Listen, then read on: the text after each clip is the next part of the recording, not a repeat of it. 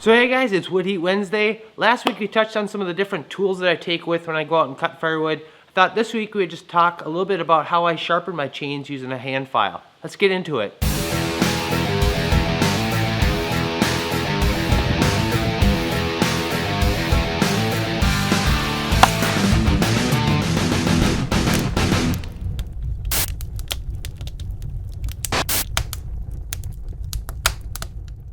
So of course, having a sharp chain's got a lot of great benefits. The obvious, you're able to make faster cuts. It's also putting your chainsaw through a lot less wear and tear. It's really got to work pretty hard when you're running a dull chain, and will shorten the life of your saw. There's guys that I've heard that have wrecked their saws just by running a lot of dull chains on there. And the other nice part is it puts a lot less wear and tear on your body. You're not having to muscle through your cuts. You're just letting the chain do all the work. So there's a couple approaches you can take to getting your chainsaw chain sharpened. You can go take it into a shop. Generally costs a couple bucks. There's generally a little bit of a turnaround time, especially during the busier times of the year. So it's a good idea to have several chains on hand. That way you got a couple in the shop getting sharpened. You got a couple at home. You can continue to work. Another approach is go out, buy chainsaw chain sharpener. You get very consistent angles. They're not that much money. I'll put a link over to my buddy over at B&O Craftsman's channel. He's kind of a woodworker guy, does a lot of woodworking stuff. Just recently was doing workshop rebuild kind of in a small area. Had some really cool ideas on that. And he's also a guy that heats with firewood, and I know he's just getting ramped up to get out and do some more cutting here. And he's got a great video over there on how he uses his Harbor Freight chainsaw sharpener. I've looked up those. I think they're $30. So let's say you take a chain into a shop. You know, it costs you $3 or something like that. Well, if you do 10 sharpenings on that Harbor Freight tool, it pays for itself pretty quick. And if you buy a nicer higher end one or something like that, it might take a little bit longer, but that money gets returned relatively quickly. Another option is sharpening by hand. This is my personal preferred method. I just like it. I'm not dependent on any power. It's very flexible. I can go sharpen out in the field, which I often do. Every time I fill my gas tank, I just do a couple strokes, just touch up the edges on there. And it's relatively cheap to do, a couple bucks for a file. And you'll do a lot of sharpenings out there. Also, setup time is generally pretty quick. It gets a little bit more tricky when you're out in the field, but it's just my preferred way. Different chains require different size files, and in order to figure out what size file you need, we could really get into detail. There's a lot of conversation around this, so this could potentially be a video down the road if there's interest. But to keep things really short and simple to the point, refer to the box that your chain came in. There's a lot of great information in there. So every manufacturer's got, you know, a little bit of a different specification on how to sharpen their chain. And to be honest, if you kind of fall within these specs and you just start staying consistent, it should be okay. But this is kind of what they define as the most optimal sharpening. So in this box here, I got a 22 LPX chain. So I can find that in this column here. It's listed right here in this top line. So it's telling me it's a round ground chisel tooth that's on there. I need a 3/16 file to file things. When I go across the tooth, I need to do it at a 25-degree angle, and they're suggesting just a slight upward angle when I file across at 10 degrees. And then here in the last column, it's telling me what my raker guide needs to be, which is 0.25. So now we know the angle and the file that we need to get things sharpened up here. We need to kind of get things secured up a little bit. That way we get more consistent filing. So the very first thing I usually do is just tighten out my chain a little bit tighter than I normally would cut with. That way that chain doesn't want to roll on you quite as much as you're making those strokes across there. And then the other thing I do is I use a bench vise. So that's my most preferred method for sharpening. It allows me to pinch that bar in there. I can easily rotate that chain, sharpen the next tooth, and just get in and out pretty quickly. When I'm out in the field, it can get a little frustrating at times, especially if you're running a larger bar, like working off the back of the truck. Sometimes that saw, the weight of it wants to kind of flop around a little bit. So if I got a log or something I'm cutting and it's just a little too long for the wood stove and I got to do an end cut off of that, I'll set that under there to help stabilize my bar. Sometimes I'll even just cut a little notch into it. That way the actual bar itself sits and rests in there and secures up a little bit better.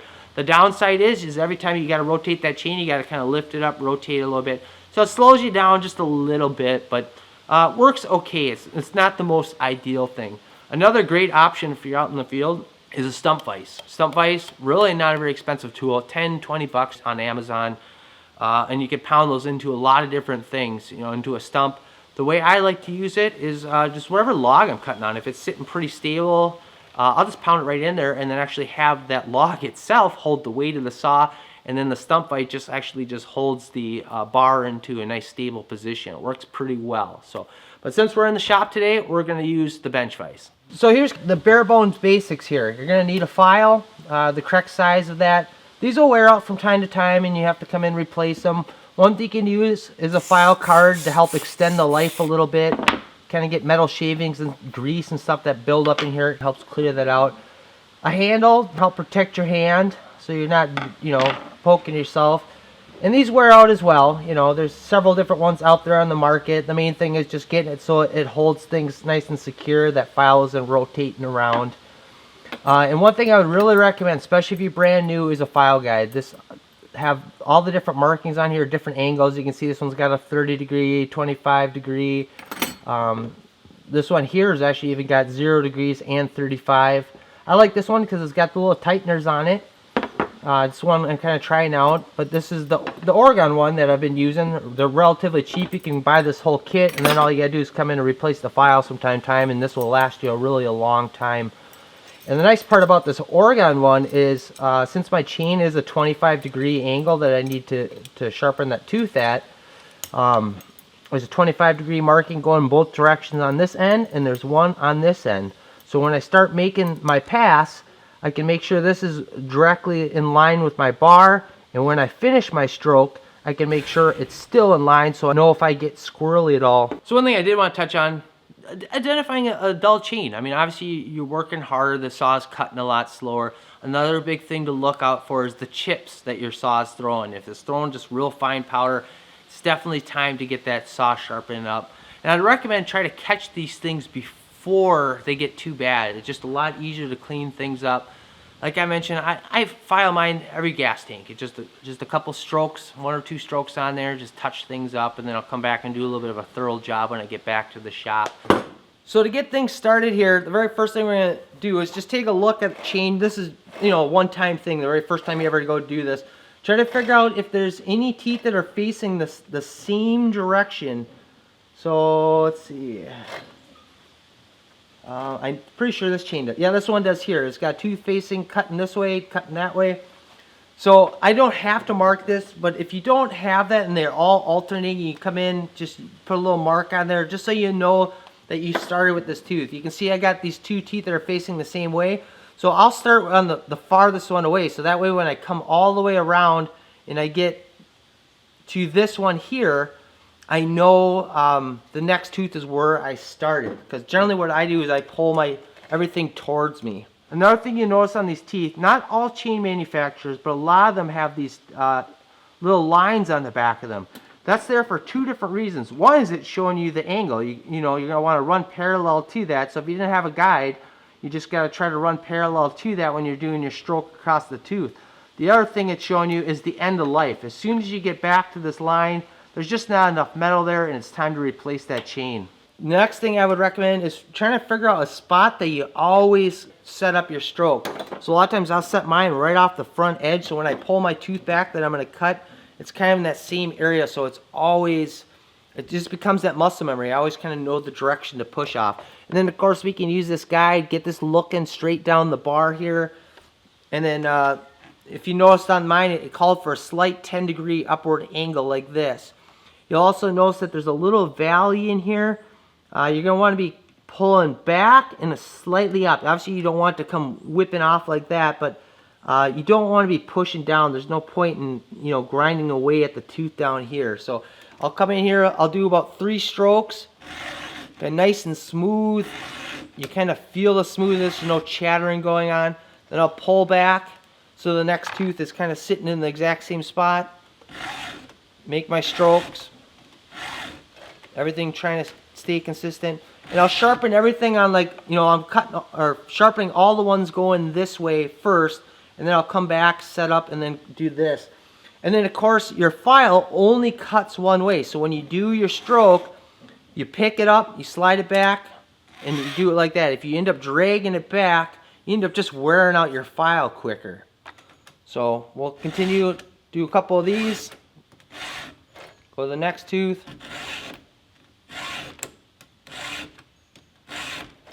Try to take the same number of strokes every single tooth. So now that I've finished up, here's my starting tooth that I started with here. I'll come back around and now I'll get set up. I can obviously move my vise if I wanted to, but I'll start working on the other side.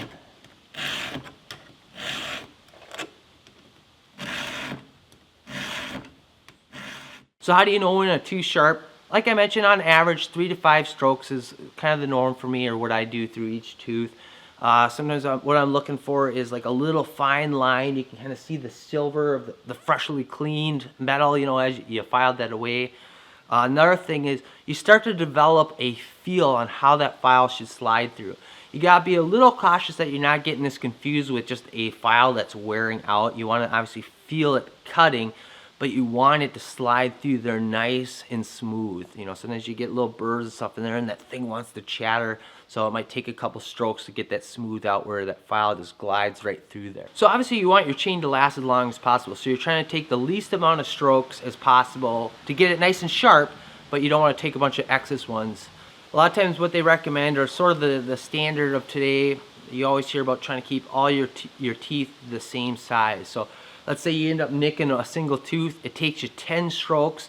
A lot of times they recommend, you know, then the rest of the teeth on your saw come and do 10 strokes. So everything's being cut down the same size. This would be probably a little bit of a controversial thing to talk about, and I wish I could find the video where I saw this, but I've kind of ditched that mentality. There was a video I saw a while back on YouTube. I stumbled across it, I remember through a comment. It was like someone that did a one-off video, and of course the title didn't match the actual content of the video. It was some clickbaity type title. That's YouTube, go figure, right? And then you can never find what you're looking for. But basically what this guy did is he came in, he filed all his teeth to all different sizes, and then he went out and did a cut. And of course he got a nice crooked cut. Then he came back in, filed all his rakers down to the exact same size.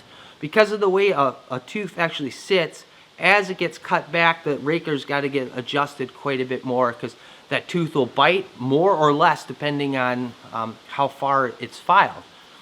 And by him going back in there and adjusting the rakers, it fixed the problem. So that's one mentality that I've sort of ditched over the last year or two, and I haven't really seen any ill effect. Of course, I'm trying to get my chains to wear out as consistently as possible. I don't want some huge tooth and all my other ones really tiny, but I generally, if I nick up one single tooth, it takes me 10 strokes. I'm not going to go around to every single tooth and do 10 strokes or something to try to keep everything consistent. So I think generally if you start ending up with crooked cuts, 1, your rakers, 2, could be your bar. Say you pinch your bar, you get it all twisted in there, you're yanking it out, you might bend your bar a little bit. And another thing too is as bars start wearing, those chains start kind of cutting grooves into the bar. A lot of times I come in with a file and I try to file that out because it might want to ride on one side or the other. So those are kind of the big common things. Of course, you get bars that wear out over time, or that groove starts to get a little bit wide in there and the chain gets a little sloppy. But I just haven't noticed any ill effect at all, whether I have a tooth that's really short or really long right next to each other on the same chain, as long as the rakers are all filed down and my bar is in good shape. So the last and final thing we need to do is check our rakers. You need to do this whether you're filing by hand or not. If you're not very familiar with kind of the layout of a chainsaw chain, obviously you got your cutting teeth, and this thing right next to it is called a raker. So you got tooth, raker, tooth, you know, it's kind of the same thing. If you notice, the raker's on the same link. Sometimes they have what they call like safety chains or low kickback chains. They'll have an extra spacer in there. Sometimes they have something that kind of protrudes up to help reduce the risk of a kickback, mostly related around the nose of the bar itself. And what these rakers do is they set how much wood this tooth can cut. Think of it kind of like a chisel. You know, you come in with a chisel at a sharp angle, and it wants to bite too much. It's just really hard to remove the wood. You come in at too low of an angle, it's gonna take a lot of strokes to be able to get that same amount of wood removed. This raker helps set things at the optimal level. So what they have is a thing called a raker guide, and you lay it across your teeth of your saw, and you'll notice here, right here is where the raker is. Let's see, hopefully you guys can see that there, but the raker sits there. So we're not actually sticking the tooth through this hole, but right next to it is the raker. So it's setting the raker height relevant to the height of the teeth that are surrounding it. Then you just come in with your file and you just start filing it till it's nice and level with this. You can see it, this tooth is already sitting at the right height. So obviously as you file these teeth back, the more you're going to have to adjust these rakers. Then what you do, you don't want a flat spot here after you make your filing. You want to sort of round this off, just so you get a smoother cut out of the deal, just so it's not something biting. Then you just kind of slowly work your way around the chain. So you can see here's another tooth here, another tooth. Here's my raker sitting right there. I come in.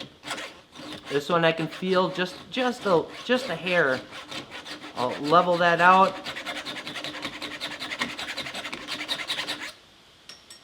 And then kind of round it off a little bit. I'm just being careful not to nick up any of my teeth here. So that's it. I mean, just figuring out your angles, making sure you're setting your rakers at the right height, and just a couple bucks in tools here. I think it's a skill. It's well worth taking the time to learn. Of course, the first time you go out and try to do it, you're probably not going to end up with the sharpest chain you've ever ran, you know. But I really do think there's a lot of value. I mean, just like an artist, you know, you're not going to go out and paint a perfect mural the very first time you pick up a paintbrush. It takes a little bit of time, a little bit of practice. But I think there's a lot of good benefits. Obviously, you can go out there and deal with it out in the field, sharpen things up. And then think about storm season. I mean, generally what happens? Trees go down, power goes out. And you don't want to be one of those people like, well, I can't really touch this until the saw shop gets their power back and I can run down there and get the thing sharpened up here. You can just get it sharpened up. I mean, even think about it, sometimes you might even have a tree that ends up coming across that road, can't get out until it gets, you know, opened up. So it's nice to be able to have these skills. And the other good part is I mean, you could go starting off, you maybe do a couple of files, see how it goes, improve on your skills a little bit. Then you can always go take it into a shop, or you can pick up one of those tools like what Chris over there at Craftsman's got.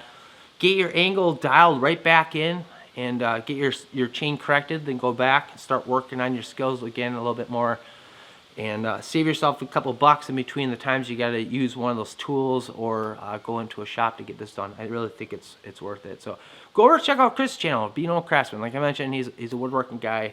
He's got a great video over there on how he sets up his chainsaw, chain sharpener.